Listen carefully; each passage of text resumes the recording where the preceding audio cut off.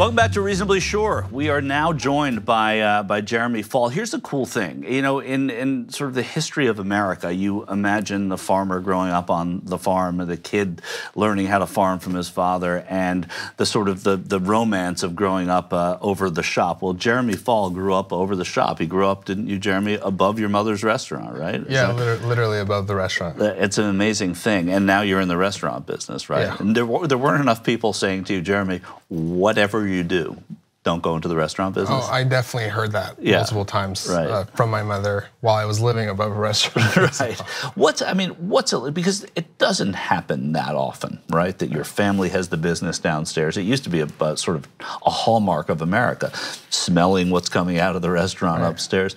What's that like to people that will never know that? I think there's definitely a romantic side to it, right? Like what you mentioned.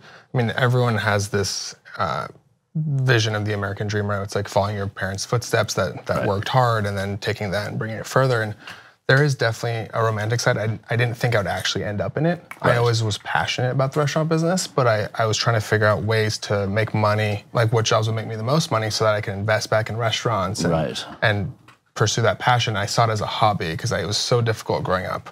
I saw my mom work so hard.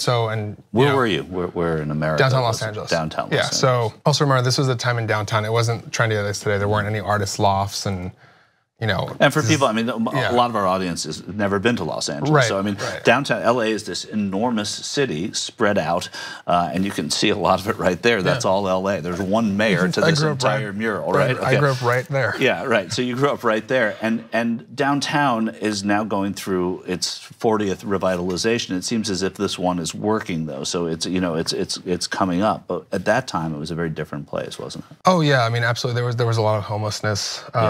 You know, it was very different than what it is today. I mean, people don't realize when they see it because now it's, like I said, it's full of lofts and nice restaurants and everything. But, you know, downtown really was the place that if you were in Angelino, you never went unless you somehow had that DMV appointment that was at that one that you'd wish you'd never get. Right. Yeah. Understood. Or jury duty, which we still have. So what kind of restaurant was your mom's restaurant? It was a French cafe. So my mother is French. Okay. And my stepfather at the time was a chef as well, who was also French. So they had it was a beautiful little French cafe.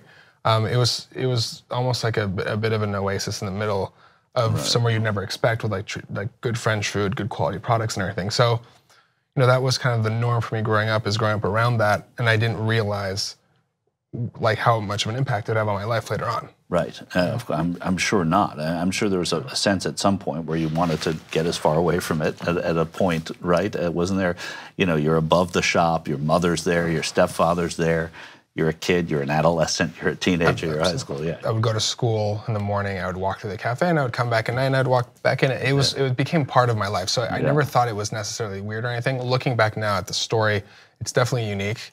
The restaurant's gone? The restaurant, it is no longer that one. There's still a restaurant there. Yeah. But it's changed twice since then. Do you harbor any kind of fantasy about opening up what was there then again? Not really. No. Because I mean, it's such a different chapter in my life. I mean, what the restaurant business now, as it was, you know, 13 years ago, is night and day. I mean, you know, now it's become very entertainment centric, right? I mean, there's TV involved in books and everything. And we had a couple of those back then with like the Wolfgang Pucks of the world, but it wasn't what it is today. Like there weren't these, you know, there weren't massive celebrities trying to open restaurants and write cookbooks like there are now. And the notion of I mean, how long did your mother have that restaurant there? It was, I want to say, probably there for about 10 years or so. And now you're doing pop-up restaurants. So the whole notion that a restaurant would stay in the same place for a really long time isn't something you necessarily think has to happen anymore, right? Right, yeah. So I did my current restaurant was started as a pop-up, a Nighthawk breakfast bar. It was a breakfast for dinner concept. It started in Hollywood, did a 6-month pop-up, then I opened the permanent one. And since then I've only done permanent restaurants because it's the same amount of work for both, and you might as well keep it there as long as you can. The worst part is the opening and the closing, right? Exactly. So if you have to do that in like such a short period of time, it makes it twice as difficult. So breakfast for dinner, right? I mean, that when you go to college, you have breakfast for dinner a lot, and you know, it's a thing that just sort of happens by accident, not because you plan it that way. You've planned it, and you've built restaurants around it. When did that hit you? It was one of those ideas I really honestly had randomly at like a coffee shop that I wrote on a napkin. Like I actually wrote it on a napkin. I love that. Yeah, there's the romantic side of it. Right. Back to it. I don't have that napkin anymore, but yeah, I mean, it was really a random idea, and I was like, oh, this could never work. And I thought I was like, you know what, just try it, because you don't know if it will work until you try it, and if it doesn't, what's the worst that can happen? Right. You know? Isn't there something about this can never work that is obsolete now? That the fact that it's something that can never work is in a way what makes it work? Absolutely. Yeah. I'm a firm believer in trying to break the rules, and not like in this like gratuitous, rebellious way by any stretch, but just because something hasn't worked in the past or it may seem weird doesn't mean that you shouldn't try it. Right. And I've always actually found success, whether it be just like even personal creative success, you know, and validation for myself, when going after something that no one else would ever bet on. Right. And just trying it, because at the end of the day, it's a learning experience, and if you're putting that bit of creativity in the world that wasn't there before, it can't hurt. It can only either inspire or help you learn from it. So, yeah, and have people who come to Nighthawk, when they have breakfast for dinner, what are they having? Give me an example of like what you would tell someone to have the first time they go to Nighthawk. Yeah, so I mean, our breakfast food is really different. I mean, like, it's not just eggs and bacon. Like we have, you know, Benedict fries. We have something we call a biscuit bao. So it's just like, you know, the Asian bao, except it's a biscuit. So it's stuffed with pork belly, you know, cheddar, chive, raclette cheese. They're unique takes on breakfast. So it's not necessarily something that you'd wake up and crave in the morning. Like we wanted to take the breakfast notion, but reinvent it, because it was you know, too easy to just do eggs and bacon. Of course, yeah. So everything's made from scratch. We use fresh ingredients, and you know, the processes are actually pretty intricate for what you would think for breakfast food. Right. And you know, the dishes have a lot of inspiration across the board. Are you a chef? You know, so I never went to culinary school. I've never labeled myself, considered myself a chef. Right. I think in hospitality, you naturally get that title when you cook. I do cook. I do come up with recipes.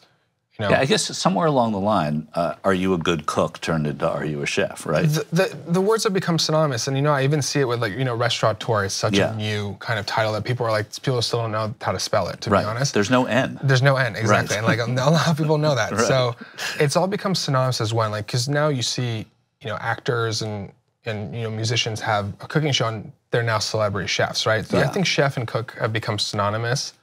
You know, back when I grew up, it was like you had to go to school to be a and chef. earn that title. Right. Like without a degree somewhat, you wouldn't be a chef. Right.